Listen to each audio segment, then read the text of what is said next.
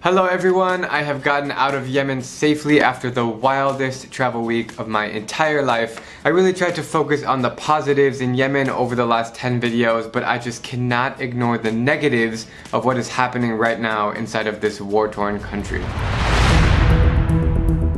Yemen is the unfortunate victim of being controlled by the influence of first world powers who have taken advantage of their strategic location and natural resources. اللهم ان الحياة شوية صعبة.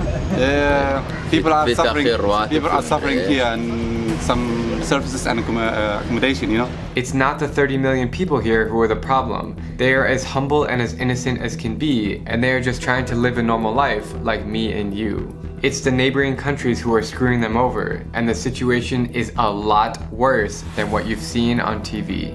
For the last hour we have been driving through Al-Qaeda territory, and it's really scary. Like, this might be the most anxious I've ever felt in this entire travel journey.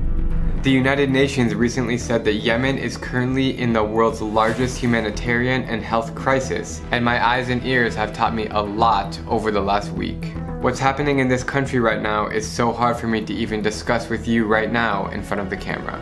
In Yemen, I've seen poverty like none other. There is no sanitation, even in upscale restaurants. There's a huge cholera outbreak from the infected water. This is the water drinking station, killing thousands and thousands of people. You can see it on their faces. You can see it on the place that they are suffering, but they don't want to show it. People are living in scrapped together tents in 115-degree heat. Power outages occur for hours and hours each day. It's so freaking hot in my hotel room right now because the electricity went out. So I got a frozen water bottle from the market, and that is the AC. There's a huge gasoline shortage, making driving difficult. And now here it's about like $20 for the 20 liters. What was it before?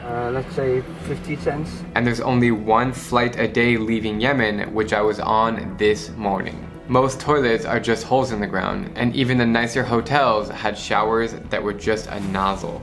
To be quite frank, I don't recommend anyone to visit Yemen right now except for very experienced travelers. It is not comfortable. There is no relaxing. It's essentially the most lawless country in the world. Yeah, there's no laws. You can steal. Nobody cares. It's crazy. You come to Yemen and everything goes. Everything and anything goes. The president has been jailed in Saudi Arabia for years, so there isn't much of a federal government or legislation left. I saw kids as young as 8 years old speeding in a car down the freeway with his eyes just above the steering wheel.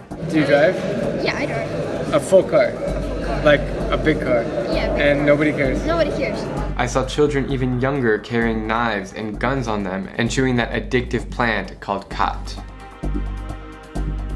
As the conflict enters its 9th consecutive year, over 22 million people, or 3/4 of the population, need urgent humanitarian aid and protection. Close to half of Yemen's hospitals have shut down because there are too many sick people with too few doctors and medications. Every 10 minutes, a child under 5 years old dies of preventable causes. All of these things were visible to me as I road tripped the east, south, and central parts of the country, and it really makes me feel shame and sorrow for these innocent people. To conclude this video, I will give my 2 cents on what I think the future lies for Yemen. The most feasible way to rebuild Yemen, in my opinion, is through education. Instead of giving children guns, give them a pencil and a paper. I know it's not that easy to change the mindset of some of these extreme people, but it needs to be done if we want to see any sort of positive changes. As the conflict has totally collapsed the economy, everyone must work towards a negotiated political settlement so borders, airports, shops, and hospitals can reopen up. We're not quite sure who will take control of Yemen yet, but if I know one thing's for sure, the people of Yemen will stay strong and they will come together to rebuild this country and let it thrive like it used to be in its olden days. I will end this video with a call to action because any kind of attention to Yemen is important for getting the word spread out. So if you guys could share this video with all your friends and family, that would mean a lot, not only to me, but to a lot of people in this beautiful country called Yemen.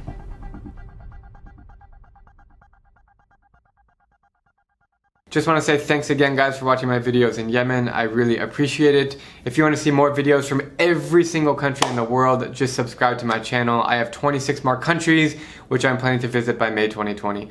Thank you so much, and I'll see you guys next from the Philippines.